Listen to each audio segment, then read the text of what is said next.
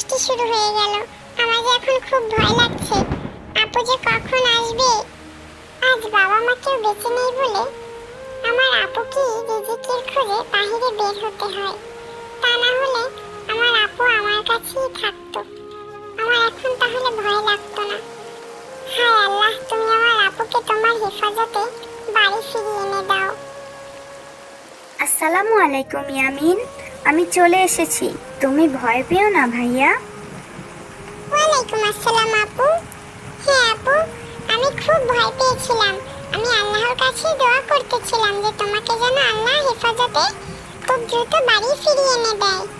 আর আমি বৃষ্টিতেও খুব ভয় পেয়েছিলাম। আল্লাহ রহম করেছেন, আলহামদুলিল্লাহ।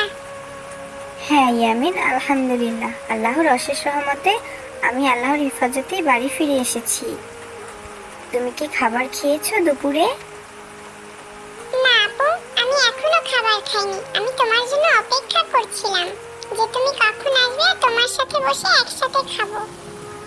কেন ইয়ামিন, আমি তো তোমাকে বলেছিলাম যে আমার আসতে দেরি হলে তুমি সবসময় খেয়ে নিবে। ইয়া আল্লাহ, কি হচ্ছে? লা হাওলা ওয়ালা কুওয়াতা ইল্লা বিল্লাহ। আমি তো ভয় পেয়ে গিয়েছিলাম আপু। আর তুমি এটা কি দোয়া পাঠ করলে? ভয় পেও না আমার ভাই। এই বিদ্যুৎ চমকালে লা হাওলা ওয়ালা কুওয়াতা ইল্লা বিল্লাহ এই দোয়াটি পাঠ করবে, যার অর্থ আল্লাহ তুমি ব্যতীত কোনো শক্তি ও সামর্থ্য নেই। বুঝতে পারলে? জি আপু, বুঝতে পেরেছি।